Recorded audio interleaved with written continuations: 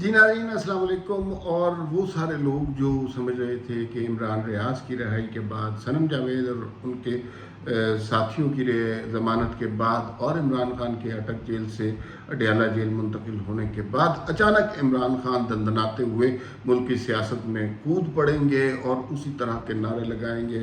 ओए बाजवा और मौजूदा आर्मी चीफ के ख़िलाफ़ भी उसी तरह की ज़ुबान इस्तेमाल करेंगे। एक दफ़ा फिर लोगों को उकसाएंगे कि 9 मई दोबारा करें, और एक दफ़ा फिर हमले करें, और एक दफ़ा फिर इमरान खान के जयाले उसी तरह की हरकतें करने को तैयार होंगे।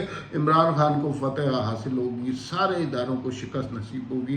ऐसे तमाम तजियाकार, ऐसे तमाम सोचने वाले, ऐसे तमाम यूट्यूबर सहाफ़ियों के लिए एक ख़बर जो है धड़ाम से उनके सर पर गिरी है। और वो ख़बर जनाब ये है कि साइफर केस में FIA ने अपना एक चालान मुकम्मल करके अदालत में जमा करा दिया। इससे साफ पता ये चलता है कि अव्वल तो इसका इम्कान नहीं है, लेकिन अगर किसी मकाम पर, किसी मौके पर इमरान खान साहब को तोशा खाना केस में से रिहाई नसीब होने वाली हुई तो फ़ौरन ही साइफर केस में उनकी गिरफ्तारी हो जाएगी। साइफर केस में अगर उनको कहीं रिहा करने का किसी का इरादा हुआ तो फौरी तौर पर उनको 9 मई रियासत से बगावत के सिलसिले में गिरफ्तार कर लिया जाएगा। कहने का मतलब ये है कि इमरान खान अभी काफ़ी बरसों तक जेल की सलाखों के पीछे नज़र आ रहे हैं। कोई ऐसा इम्कान नहीं नज़र आ रहा कि वो इस इलेक्शन में जो है हुकूमत इलेक्शन लड़ सकेंगे। तहरीक इंसाफ के लोगों में वो टिकट तकसीम कर सकेंगे। तहरीक इंसाफ पूरे जलवे के साथ और पूरी अपनी नफ़रत के साथ इलेक्शन लड़ सकेगी, इसके बिल्कुल इम्कानात नहीं नज़र आ रहे। इम्कानात यही नज़र आ रहे हैं कि पार्टी तितर बितर हो चुकी हुई है, इमरान खान जेल में है। इब्नुल वक्त किस्म के लोग इस वक्त मुख्तलिफ फैक्शंस तहरीक इंसाफ के बना चुके हैं, जिसमें परवेज़ खटक साहब ने बनाया जी पाकिस्तान तहरीक इंसाफ पार्लियामेंटेरियंस, और शौकत जहांगीर तरीन साहब ने बनाया पाकिस्तान तहरीक इस्तेहकाम। तो वो PTI लिखा जाएगा, लेकिन PTI अब जहांगीर तरीन ग्रुप ये कहलाएगा। सारे बंदे उधर चले गए हैं, कुछ उधर चले गए हैं, कुछ इधर चले गए हैं। पीछे इमरान खान साहब और जो लंदन में उनके यूट्यूबर्स हैं वो बैठे हुए हैं, और उनके पास कुछ ज़्यादा कहने को नहीं है सिवाय गाली निकालने के, सिवाय दुश्मनाम तराजी के, सिवाय इल्ज़ामात लगाने के। और अब मैं आपको ये बताता हूँ कि साइफर केस में जो चालान जमा कराया गया उसके अंदर हैरान कुन बातें क्या हैं। पहली बात तो ये है कि इस चालान में और इस तफ्तीश में FIA ये तफ्तीश का हुक्म वफाकी काबीना ने FIA को दिया था, लिहाजा इन्होंने लीगल तरीके से काम किया। ऐसे नहीं हुआ था कि जैसे इमरान खान अपने दौर में ऐलान करते थे, ओए पकड़ लो उसको, ये शाहिद खान कह रहा था मुझे गिरफ्तार कर लो, गिरफ्तार कर लो आज हमने गिरफ्तार कर लिया। ऐसे नहीं हुआ था। बाकायदा वफाकी काबीना ने फैसला किया था, और काबीना के फैसले के मुताबिक FIA को इसकी तफ्तीश सौंपी गई थी। ये हो गया जनाब। जब तफ्तीश की गई तो तफ्तीश में कुछ ज़ाहिर मुल्ज़मान थे, जिसमें असद उमर थे, आज़म खान थे, शाह महमूद कुरैशी साहब थे, और फिर उसके अंदर इमरान खान साहब थे। इमरान खान के एक जलसे की तकरीर और उसके बाद शाह महमूद की उसी जलसे की तकरीर की भी ट्रांसक्रिप्ट FIA ने उसको तफ्तीश में शामिल किया। अब जब ये मामला सामने आए हैं और FIA की इंक्वायरी रिपोर्ट कंप्लीट हुई है, दो बातें इसमें हैरान कुन हैं। पहली बात तो ये है कि मुल्ज़मान की जो फहरिस्त है उसके अंदर असद उमर का नाम नहीं है। असद उमर, जिसे आम जुबान में चाइना का स्टीव जॉब कहा जाता है, जिन्होंने एंग्लो तबाह की और फिर पाकिस्तान की इकॉनमी का भी बेड़ा गर्क किया। आखिर में हमें चाइना का स्टीव जॉब हमें ये बताता रहा कि कोरोना के कतरे या वैक्सीन किस तरह लगनी है। हर फन मौला है, बस नौकरी पक्की होनी चाहिए। और वो چپکے سے نکل جانے کے بھی ماہر ہیں. خان کو پھنسوانے والے لوگوں میں بنیادی طور پر اسد عمر ہے، کیونکہ یہ اقتدار کا مسئلہ تھا، اقتدار تحریک انصاف کے اقتدار کا مسئلہ تھا، اس پارٹی پہ حکومت کا مسئلہ تھا.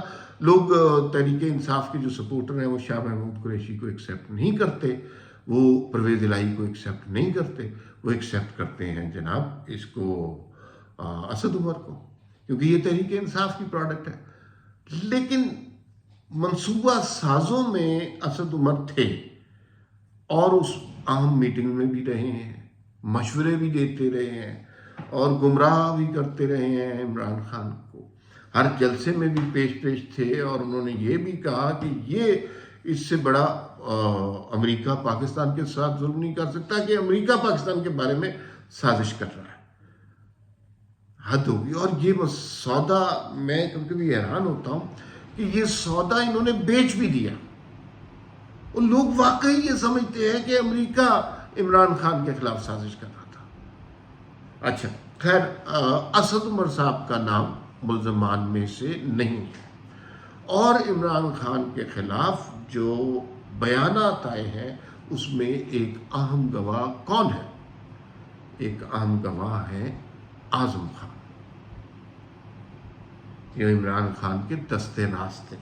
ندیم افضل چند نے ایک ٹویٹ کیا تھا جب اعظم خان نے اس طرح کی گواہیاں دینا شروع کی تھی، تو انہوں نے کہا تھا کہ لعنت ہو اعظم خان جیسے کیریکٹر پر اور سلوٹ ہو فواد حسن فواد جیسے لوگوں پر، کہ جو ایک نظریے پر ایک شخص کے ساتھ کھڑے رہے، ساری اذیتیں برداشت کی، ایک کاغذ پر دستخط کرنے کا نہیں کیا. اور وہ شاعر آدمی ہے، بے پناہ مشکلات سے گزرے لیکن اپنے نظریے سے نہیں پھرے. یہ جو ہے اعظم خان، تھوڑی سی سختی آئی اور یہ نیوے نیوے ہو کے نکل گئے. اور عمران خان کے دور میں سب سے زیادہ فوائد اگر کسی نے حاصل کیے ہیں تو اعظم خان نے. اس وقت جو بیوروکریٹس کے ذریعے حکومت چلاتا تھا اس شخص کا نام اعظم خان تھا، اور جس شخص نے عمران خان کے خلاف گواہی دی ہے، گواہی دینے میں پیش رہا، پہلی باز پرس پر ہی کلیپس ہو گیا، اس کا نام بھی اعظم خان ہے. ابھی تک یہ معاملہ کلیئر نہیں ہے سائفر کے حوالے سے کہ وہ سائفر کہاں ہے. عمران خان صاحب کہتے ہیں کہ وہ سائفر گم ہو گیا. ایسا نہیں ہو سکتا، اتنی قیمتی چیز، اور عمران خان کو اس کی اہمیت کا پتہ تھا کہ سائفر گم ہو جائے، ایسے نہیں ہو سکتا. سائفر ہے کہاں پر؟ کیا عمران خان کے پاس ہے؟ کیا بنی گالہ کے کسی تہہ خانے میں ہے؟ کیا زمان پارک کی کسی تجوری میں ہے؟ یہ معاملہ ابھی بحث تک. کچھ لوگ کہتے ہیں کہ عمران خان نے اپنے پیر و مرشد کے حوالے سائفر کر دیا تھا. پیر و مرشد سے مراد ان کی اہلیہ بالکل نہیں ہے. پیر و مرشد سے مراد ان کی سیاسی پیر و مرشد ہیں، جو جب جنرل باجوہ کے ساتھ میٹنگ ہوتی تھی تو ان کے دائیں ہاتھ پر بیٹھا کرتے تھے اور بڑی راز و نیاز کی باتیں ہوتی تھی. وہی شخص جن کا فیض عمران خان کو حاصل تھا، اور اب وہی فیض جو ہے عطاب میں آنے کے امکانات نظر آ رہے ہیں. تو یہ جو کہا جا رہا ہے اس کے بارے میں تو مصدقہ طور پر نہیں کہا جاتا کہ جنرل فیض حمید کے گھر میں وہ سائفر موجود ہے. اب یہاں کسی کی جرت تو ہے نہیں، عام آدمی ہوتا اس کے گھر کی تلاشیاں ہو جاتی، اس کا تو پلستر اینٹیں اکھاڑ کے تلاشی لی جاتی کہ سائفر کہاں ہے. تو سائفر اب کسی سابق DGI یا کور کمانڈر کی گھر کی تلاشی لینے کا تو رواج نہیں ہے، وہاں تو ہمارے پیر چلتے ہیں، پر چلتے ہیں، لہذا وہ تو نہیں ہوگا. لیکن کچھ لوگ یہ گمان ضرور کر رہے ہیں کہ عمران خان نے اپنی طرف سے اس سائفر سب سے محفوظ جگہ رکھا ہوگا، اور وہ سب سے محفوظ جگہ جنرل فیض حمید کا دستے راست تھا. آج جو FIA نے چالان اور تحقیقات جمع کرائی اس سے یہ بات واضح ہو گئی ہے کہ عمران خان کی جیل سے واپسی کا کوئی امکان نہیں. سوال یہ پیدا ہوتا ہے کیا ریاست عمران خان کو کبھی معاف کرے گی؟ مجھے لگتا ہے کہ کسی ایک سٹیج پہ معاف کر دے گی، لیکن اس کے لیے 10 سال درکار ہوتے ہیں. جو لوگ یہ سمجھ رہے ہیں کہ کور کمانڈر ہاؤس کو آگ لگانے کے بعد، GHQ پہ حملہ کرنے کے بعد 4 مہینے کے بعد معافی مل جائے گی، وہ غلط سوچ رہے ہیں۔ اس سے باقی سیاسی قوتوں کو یہ ترغیب ملے گی کہ جو مرضی کہہ لیں ادارے کے خلاف، 4 مہینے سزا بھگتیں اور پھر ڈیل کر لیں۔ ایسا نہیں ہو سکتا۔ 9 مئی کی غلطی ایسی سنگین ہے جس کا بھگتان کپتان کو بھگتنا پڑے گا، اور یہ معاملہ کئی برسوں تک اسی طرح چلے گا کہ عمران خان کو ضمانت ایک کیس میں مل گئی، دوسرے میں مل گئی، یا پھر یہ ہوگا کہ آج انہیں A کلاس دے دی گئی، B کلاس دے دی گئی۔ یہی خبریں آپ سنتے رہیں گے۔ فی الوقت اتنا ہی، پھر ملاقات ہوگی۔ اللہ حافظ۔